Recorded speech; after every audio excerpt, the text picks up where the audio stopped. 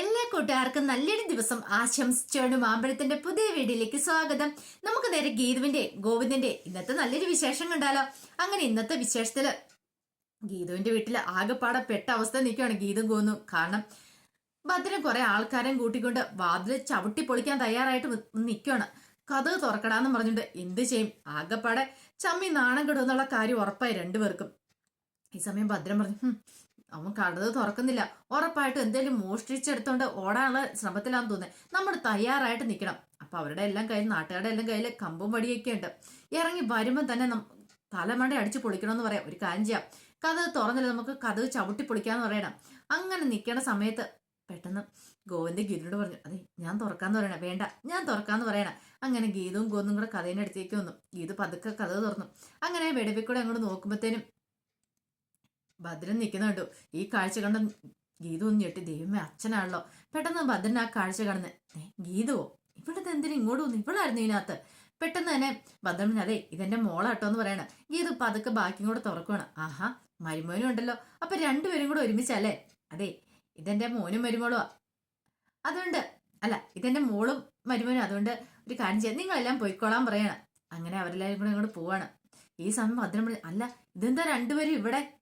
ഇത് കേട്ടതും ഗീതു പെട്ടെന്ന് പറഞ്ഞു, അല്ല അത് പിന്നെ ഞങ്ങൾ എന്തോ കാര്യമുണ്ടല്ലോ, അല്ലെങ്കിൽ നിങ്ങൾ ഇങ്ങോട്ട് വരത്തില്ല. അല്ല ഇതിലോ പോകുന്ന വഴിക്ക് പെട്ടെന്നൊന്ന് കയറിയതാന്ന് പറയും. അതെന്ത് പറ്റി? അല്ല ഗോവിന്ദേട്ടനെ എന്തോ വയറിനകത്ത് ചെറിയ പ്രശ്നം, അതുകൊണ്ടാ. ഓ, ലൂസ് മോഷൻ അല്ലേന്ന് ചോദിക്കാം. ഇത് കേട്ടോ ഗോവിന്ദ് ഗീതനെ രൂക്ഷമായിട്ട് നോക്കുക. ലൂസ് മോഷൻ എന്റെ എന്ന് പറയണം. പെട്ടെന്ന് ഭദ്രമണി, അതേ നല്ല കാര്യം ഇങ്ങോട്ട് വന്ന് കയറിയത്, അല്ലെങ്കിൽ എന്ത് ചെയ്താനും. എന്നിട്ട് എങ്ങനെയുണ്ട് മോനെ? ഇപ്പൊ വയറൊക്കെ ഓക്കെ ആയോ? നന്നായിട്ട് പോയോന്നൊക്കെ ചോദിക്കുക. ഇത് കേട്ടതും ഗോവിന്ദന് എന്ത് ചെയ്യണമെന്ന് അറിയത്തില്ല. ഗീത പറഞ്ഞു, ഇപ്പൊ കുഴപ്പമില്ല ചാ, ഓക്കെ. എന്നാ നമുക്ക് പോയാലോ ഗോവിന്ദേട്ടാ? ഇനിയിപ്പോടെ നിന്നിട്ട് കാര്യമില്ലല്ലോ, നമുക്ക് ഇറങ്ങിയേക്കാന്ന് പറയണം. ഗോവിന്ദ, ശരിയാ, ഇറങ്ങാം. അതെ, ബാക്കിയുള്ള നിനക്ക് ഞാൻ വണ്ടി കയറിയിട്ട് തരാന്ന് പറയണം. ഈ സമയം ഭദ്രൻ പറഞ്ഞു, അതെ നിങ്ങളാന്ന് എനിക്ക് അറിയില്ലായിരുന്നു. കാരണം ഒരു പുതിയ കാറല്ലേ കിടക്കണേ. ഈ കാർ എനിക്കൊരു പരിചയമില്ലാത്തതെന്ന് പറയാം. അല്ല ഇതേത് കാറാ? ഇതാ എനിക്ക് ഗോവിന്ദയുടെ ഗിഫ്റ്റ് തന്ന വണ്ടിയോ? ഓ അങ്ങനെ വരട്ടെ, അതാ എനിക്ക് അറിയാതെ പോയത്. അല്ലെങ്കിൽ പിന്നെ എന്റെ മരുമോന്റെ വണ്ടി കണ്ടാ എനിക്കറിയാൻ പാടില്ലേ? എന്നാ പിന്നെ ഈ നാട്ടുകാരൊക്കെ വരുമോന്ന് ചോദിക്കുക. അല്ല അച്ഛൻ എന്തിനാ നാട്ടുകാരെല്ലാം വിളിച്ചു വരുത്തിയത്? അല്ല അത് പിന്നെ വീട്ടിൽ ആരാ കയറിയെന്ന് അറിയത്തില്ലോ, അവരിങ്ങനെ ഇടയ്ക്കിടയ്ക്ക് ഇങ്ങനെ വന്ന് നോക്കുന്നൊക്കെയാ, അതുകൊണ്ട് അവരെ വിളിച്ചതെന്ന് പറയാം. അന്ന് ശരി, ഞങ്ങൾ അങ്ങോട്ട് ഇറങ്ങുവാന്ന് പറഞ്ഞാൽ ഗീതവും ഗോന്തും കൂടെ അങ്ങോട്ട് പോവാണ്. ഈ സമയം ഗോന്ത് പറഞ്ഞു, അല്ല നീ എന്തിനാ എനിക്ക് ലൂസ് മോഷനാന്ന് പറഞ്ഞേ? പിന്നല്ലാതെ ആ സമയത്ത് ഞാൻ എന്നാ പറയണ്ടേ? എന്തേലും പറഞ്ഞിട്ടുണ്ട് അച്ഛന് സംശയം തോന്നുന്നു, അതുകൊണ്ടല്ലേന്ന് ചോദിക്കുക. ഗോതമ്പ് ആകെപ്പാടെ നാണം കിട്ടലെന്ന് പറയണേ. അതെ ഈ ചില നാണൊക്കെ അടക്കം നല്ലതെന്ന് പറയാണ്. അവരങ്ങ് ഇറങ്ങിയപ്പം ഭദ്രൻ മനസ്സിൽ കരുതി, എന്തോ കാര്യമായിട്ട് പ്രശ്നമുണ്ട്. ഒരു കാരണവശാലും വയറിന് പ്രശ്നമായിട്ട് വന്നാന്ന് തോന്നില്ല. ഇത് എത്രയും പെട്ടെന്ന് രാധികാമേനെ അറിയിക്കണം. എന്തോ ഒരു കള്ളക്കളി മണക്കുന്നുണ്ട്. പിന്നീട് നേരെ രാധികാമനെ ഭദ്രൻ വിളിക്കണം. എന്താ ഭദ്ര, കാര്യം എന്താന്ന് ചോദിക്കും. അതേ ഇന്ന് ഗോവിന്ദും ഗീതോടെ വന്നിട്ടുണ്ടായിരുന്നു അറിയാം. അവരെന്തിനാ അവിടെ വന്നേ? എന്തിനാ വന്നേന്ന് അറിയത്തില്ല. അനാർക്കലിയെ കുറിച്ചൊക്കെ എന്തൊക്കെയോ വിവരങ്ങൾ ചോർത്തിയെടുക്കാനാ വന്നേന്ന് എനിക്ക് തോന്നുന്നു. വീട് മൊത്തം അലങ്കോലമായിട്ട് കിടക്കുമായിരുന്നു. എന്തോ രഹസ്യം തപ്പി കണ്ടുപിടിക്കാമെന്നാ ഞാനുമായിട്ട് സമ്മതിക്കുന്ന എന്തോ ഒരു രഹസ്യം. അങ്ങനെയാണെങ്കിൽ മിക്കവാറും രാധികാമ്മ സൂക്ഷിക്കുന്നല്ലാന്ന് പറയണം. ഇത് കേട്ടെന്നും രാധികാമ്മ പറഞ്ഞു, അല്ല എന്നിട്ട് അവരൊന്നും പറഞ്ഞില്ലേ? ഭദ്രൻ അവരോടൊന്നും ചോദിച്ചില്ലേന്ന് ചോദിക്കും. ഞാൻ ചോദിച്ചു, അപ്പൊ എന്നോട് പറഞ്ഞു വയറിന് നല്ല സുഖമല്ല ഗോവിന്ദന്റെ, അതുകൊണ്ട് വന്നാന്നാ പറഞ്ഞേ. പെട്ടെന്ന് രാധികാമ്മ ഇങ്ങനെ ആലോചിച്ചു. തലേദിവസം വയറിന് സുഖമില്ലാന്ന് പറഞ്ഞ് ഗോവിന്ദനോട് തപ്പി നടന്ന് അപ്പൊ ഞാൻ ഗുളിക കൊണ്ടേ കൊടുത്തേ. ഇന്നലെ തൊട്ട് കണ്ണിന് വയറിന് നല്ല സുഖമില്ല, അതുകൊണ്ടായിരിക്കും എന്ന് പറയാം. ഭദ്രൻ അങ്ങനെ ഫോൺ വെച്ച് കഴിയുമ്പോൾ രാധികാമ്മ ആലോചിച്ചു, അവരുടെ പ്രണയ കേളുകൾക്ക് പോയതാന്ന് തോന്നേ. ഇവിടെ തങ്ങൾ തടസ്സമാകുന്നോണ്ട് മിക്കവാറും അതുകൊണ്ട് പോയതാണോ? ഒന്നും അങ്ങോട്ട് എത്തും പിടിയും കിട്ടുന്നില്ല, എന്തോ ഉണ്ട്, അതുകൊണ്ടാണ്. അല്ലെങ്കിൽ ഒരു കാരണവശാലും അവരിപ്പോ അങ്ങോട്ട് പോകേണ്ട കാര്യമില്ലല്ലോ. പിന്നീട് കാണിക്കുന്ന രാത്രിയെ കഴിഞ്ഞപ്പോ പുറത്ത് ഗീതവും കോന്നും കാണുവാണ് പുൽത്തടിയെ വെച്ച്. ഈ സമയം ഗീത പറഞ്ഞു, എന്തൊരവസ്ഥയാന്ന് നോക്കി. ഭാര്യയും ഭർത്താവോ, പക്ഷെ ഒന്ന് കാണണമെങ്കിൽ എല്ലാവരുടെയും കണ്ണു വെട്ടിച്ച് ഇങ്ങനെ നിൽക്കണം, എന്നല്ലേ ഒന്ന് കാണാൻ പോലും പറ്റുള്ളൂ. എന്തൊരവസ്ഥ എന്റെ ഭഗവാനെ, ഈ അവസ്ഥ ആർക്കും ഉണ്ടാവില്ല എന്ന് പറയാം. ഈ സമയം ഗോവിന്ദ് ശരിയാ. ഗീത പെട്ടെന്ന് പറഞ്ഞു, എല്ലാം നിങ്ങളെ വളർത്തമ്മ കാരണം, അല്ലെങ്കിൽ ഇങ്ങനെ ഇപ്പൊ നമുക്ക് ഇതിലൂടെയൊക്കെ നടക്കേണ്ടി വരുമായിരുന്നു ചോദിക്കുക. ഗോവിന്ദ് പറഞ്ഞു, പോട്ടെ സാരില്ല. എങ്ങോട്ട് സാരമില്ല, ഒരു കാര്യം ഞാൻ പറഞ്ഞേക്കാം, ഇനി ഞാൻ ഇങ്ങോട്ടേക്കൊന്നും ഇറങ്ങി വരത്തില്ല എന്ന് പറയണം. അതെന്താ? പിന്നെ എനിക്ക് മടിയാ എപ്പോഴും ഇങ്ങനെ പുറത്തിറങ്ങി വരാനെന്ന് പറയണം.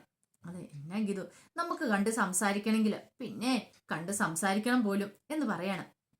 ഗോവിന്ദ് പറഞ്ഞേ, അതെ നമ്മള് ഈ കാര്യത്തിൽ റിസ്ക് എടുത്താൽ മതിയാവുള്ളൂ. എന്റെ വീടിന്റെ അടുത്തൊരു അപ്പൂപ്പനും അമ്മൂമ്മയും ഉണ്ടായിരുന്നു. എന്നിട്ടോ? അല്ല എന്നാ ഗീതു നീ ചിരിക്കണേ? ഇല്ല ഒന്നുമില്ല, ഞാൻ വെറുതെ ചിരിച്ചാന്ന് പറയാം. ഇത് കഥയാണോ പറയാൻ പോകുന്നത്? കഥയല്ല, നടന്ന കാര്യമാ. ആ കാര്യം പറ. അപ്പൂപ്പനും അമ്മൂമ്മ ഉണ്ടായിരുന്നു. അവർക്ക് 2 മക്കളുണ്ടായിരുന്നു. മക്കളാണെങ്കിൽ എപ്പം നോക്കിയാലും അടിയും വഴക്കുക. അങ്ങനെ അപ്പൂപ്പനും അമ്മൂമ്മ ഒരു കാര്യം ചോദിച്ചു, എന്താ? 2 പേരെ രണ്ടിടത്തായിട്ട് അങ്ങ് താമസിപ്പിച്ചു. അതിനുശേഷം എന്ത് ചെയ്യാനാന്ന് പറ. അവർക്ക് 2 പേർക്കും പരസ്പരം കാണണം. അങ്ങനെ രണ്ടിടത്തായി കഴിഞ്ഞപ്പോൾ അവർക്ക് അവരുടെ ഇഷ്ടങ്ങളൊക്കെ മനസ്സിലായത്. പിന്നീട് ഇന്നും രാവിലെ ക്ഷേത്രത്തിലേക്കാണെന്നും പറഞ്ഞ് അവർ 2 പേരും കൂടെ പോകും. അങ്ങനെ ക്ഷേത്രത്തിലേക്ക് പോകുന്ന വഴിക്ക് അങ്ങനെ അവര് കണ്ടുമുട്ടും. ഒന്നിക്കൂന്ന് പറയണം. ഇത് കേട്ടതും ഗീത പറഞ്ഞു, ഓഹോ, അപ്പം നമ്മളും ഇനി എന്നും അങ്ങനെ ചെയ്യണം, അതായിരിക്കുമല്ലോ ഉദ്ദേശിച്ചല്ലേന്ന് ചോദിക്കാം. അങ്ങനൊന്നുമില്ല. പിന്നെ അങ്ങനെ അല്ലെങ്കിലും നമുക്ക് എവിടെയെങ്കിലുമൊക്കെ വെച്ച് ഇങ്ങനെ കാണാം. പിന്നെ എവിടെയെങ്കിലും വെച്ച് കാണാൻ പോലും. പിന്നെ ഒരു കാര്യമുണ്ട്, നമുക്കിനി അപ്പൂപ്പന്റെ അമ്മൂമ്മയുടെ ഗതികൊണ്ട് ഉണ്ടാവില്ല, ആ മക്കളുടെ ഗതികൊണ്ട് ഉണ്ടാകത്തില്ലെന്ന് പറയാം. അതെന്താ കാര്യം? അല്ല, കാര്യം നമ്മളിതിലായിട്ട് ഒന്നിച്ചിട്ടില്ലോ. നമുക്കിനിയിപ്പം മക്കളുണ്ടാകാൻ പോകുന്നില്ല. കാരണം ആദ്യരാത്രി പോലും കഴിയുമെന്ന് തോന്നില്ല. ഇങ്ങനെ ആയിട്ടാണെങ്കിൽ മിക്കാറും കൂനിക്കൂടി വയസ്സും ചെന്ന് കൂനിക്കൂടി നടന്നാലും നമുക്ക് മക്കളുണ്ടാവും, നമ്മൾ ഒന്നിക്കുമെന്ന ഒരു പ്രതീക്ഷയൊന്നും എന്റെ മനസ്സിലില്ലെന്ന് പറയാം. എന്ന് പറഞ്ഞ് ഗീതു, അതെ ഗീതു എന്ന് വിളിച്ചിട്ടൊന്നും ഒരു കാര്യമില്ല, ഉള്ള കാര്യം ഞാൻ പറഞ്ഞതെന്ന് പറയാം. ഈ സമയത്ത് രാധികാമ്മനെ വിളിച്ചിട്ട് കാഞ്ചന ടെറസ് വന്ന് ആ കാഴ്ച കാണിച്ചു കൊടുക്കണം. നിങ്ങൾ നോക്ക്, 2 പേരും കൂടെ നിൽക്കുന്ന കണ്ട മാമി കുറെ സമയമായെന്ന് പറയാം. ഓഹോ, അപ്പൊ താൻ വിലക്കിയതുകൊണ്ട് മുറിക്കകത്തൊന്നും നടക്കുന്നില്ലാത്തോണ്ട് പുറത്തു വന്ന് 2 കൂടി പ്രണയിക്കുക. ഇതങ്ങനെ വെറുതെ വിട്ടിട്ട് കാര്യമില്ല മാമി. കുറെ സമയമായി ഞാൻ മാമിയോടൊന്ന് പറയണമെന്ന് ഓർത്താ. ഇപ്പൊ പോകുന്നു കരുതിയിട്ട് പോയില്ല എന്ന് പറയണം. പെട്ടെന്ന് രാധികാമ്മ എന്ത് ചെയ്യണം, താഴേക്ക് അങ്ങോട്ട് ഇറങ്ങി വരുക. അങ്ങനെ വരുമ്പോൾ പ്രിയ അവിടെ ഇരിക്കുന്നുണ്ട്. പ്രിയനെ കണ്ട് രാധികാമ്മ പറഞ്ഞു, 2 പേരും കൂടെ ഒരു മുറി കഴിയണ്ടെന്ന് പറഞ്ഞിട്ട് 2 പേരും കൂടെ മുറിക്ക് പുറത്ത് പോയി ഇന്ന് കാണിക്കുന്ന കാട്ടായം കണ്ടോന്ന് ചോദിക്കണം. 1 മണിക്കൂറായി തുടങ്ങിയിട്ടെന്ന് പറയാ. ഇത് കേട്ടെന്ന് പ്രിയ പറഞ്ഞു, 1 മണിക്കൂറല്ല 1.5 മണിക്കൂർ. അതെ 1.5 മണിക്കൂറാ തുടങ്ങിയിട്ട്. ഞാനിത് കണ്ടോണ്ടിരിക്കുവായിരുന്നു പറയും. നീ എന്തൊക്കെയാ പ്രിയ പറയുന്നേ? അതെ, അവർക്ക് 2 പേർക്കും ഒന്നിക്കാനുള്ള സൗകര്യം ഉണ്ടായിക്കൊടുത്ത് ഞാനില്ലേ. ഗീത ചേച്ചിക്ക് അത് മനസ്സിലായിട്ടില്ല, അതുകൊണ്ട് ഞാൻ ഇവിടെ ഇരിക്കണേന്ന് പറയാം. ഇത് കേട്ടും കാഞ്ചന പറഞ്ഞു, അയ്യോ മാമി, നമ്മളെക്കാളും മുമ്പേ പ്രിയ ഇതൊക്കെ അറിഞ്ഞെന്ന് പറയണേ. ഇത് കേട്ടതും രാധികാമ്മ പെട്ടെന്ന് പറഞ്ഞു, നീ എന്തൊക്കെയാ പറയണേ പ്രിയെന്ന് ചോദിക്കണം. സത്യാമ്മേ, അവരൊന്നിക്കട്ടെ. അവർ 2 പേരും കൂടെ ഒന്നിക്കാൻ വേണ്ടിയല്ലേ നമ്മൾ ഈ കോപ്രായങ്ങളൊക്കെ കാണിച്ചു കൂട്ടുന്നത്. അവരൊന്നിക്കട്ടെ എന്ന് പറയണം. പെട്ടെന്ന് രാധികാമ്മ പറഞ്ഞു, മോളെ പ്രിയ, നീ അമ്മ കൂടുതലൊന്നും പറയണ്ട. അമ്മ എന്തിനാ അവിടെ ഒളിഞ്ഞു നോക്കാൻ പോയിന്ന് ചോദിക്കും. അല്ല, അത് പിന്നെ ഞാൻ ഒരു കാര്യം പറഞ്ഞേക്കാം. അമ്മ അവിടെ പോയി ഒളിഞ്ഞു നോക്കേണ്ട ഒരു കാര്യമില്ല. അമ്മയ്ക്ക് അത്ര ഒളിഞ്ഞു നോക്കണ ആഗ്രഹമാണെങ്കിൽ അവരുടെ മുന്നിലേക്ക് അങ്ങോട്ട് പോയി നോക്കാൻ പറയണം. അമ്മയുടെ ഒരു കാര്യം എന്ന് പറഞ്ഞിട്ട് പ്രിയ അങ്ങോട്ട് കയറി പോവാണ്. ആകെപ്പാടെ എന്ത് ചെയ്യണമെന്ന് അറിയത്തില്ലാത്തൊരവസ്ഥയെപ്പോയി രാധയ്ക്ക്. പെട്ടെന്ന് കാഞ്ചന പറഞ്ഞു, ഇനിയിപ്പോൾ നമ്മൾ എന്ത് ചെയ്യും മാമിന്ന് ചോദിക്കുകയാണ്.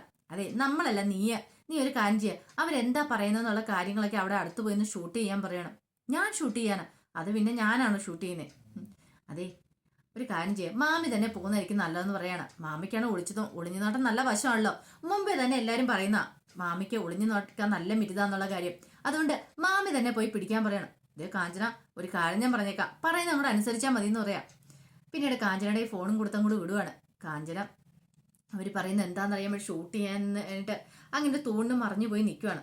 ഈ സമയത്ത് കോവിന്ദ് പറഞ്ഞു, ഒന്നിക്കണം എന്ന് ആഗ്രഹമുണ്ട്, പക്ഷെ എൻ്റെ ഇടയ്ക്കിലേക്ക് 2 പേര് വരുമല്ലേ എന്ന് പറയണേ. ഗീത പറഞ്ഞു, ഒന്നാ രാധികാമ്മ, രണ്ടാമത് കാഞ്ചനയ്ക്ക് വെച്ചിട്ടുണ്ട്. ഒരു കാര്യം ചെയ്താലോ, കാഞ്ചനയ്ക്ക് നമുക്കൊന്ന് പറഞ്ഞു വിട്ടാലെന്ന് ചോദിക്കാം. കോവിന്ദ് പറഞ്ഞു, അത് ശരിയാ, നല്ലൊരു കാര്യമാണ്. ഇത് കേട്ടോണ്ടെന്നാ കാഞ്ചന ഞെട്ടിപ്പോയി. പെട്ടെന്ന് ഗീത പറഞ്ഞു, അല്ല വേണ്ട, പറഞ്ഞുണ്ടോ ഒരു മുറിക്കകത്ത് കയറ്റി അങ്ങോട്ട് ഇടിച്ച് ഇഞ്ചപ്പരുവാക്കിയാലോ. കോവിന്ദ് പറഞ്ഞു, അത് ശരി, അത് നല്ല ഐഡിയ. ദൈവമേ, അപ്പൊ തന്നെ ഇടിച്ച് ഇഞ്ചപ്പരുവാക്കി കൊല്ലാനുള്ള പുറപ്പാടാന്ന് തോന്നേ. പെട്ടെന്ന് ഗീത പറഞ്ഞു, അത് മോശം പരിപാടിയല്ലേ.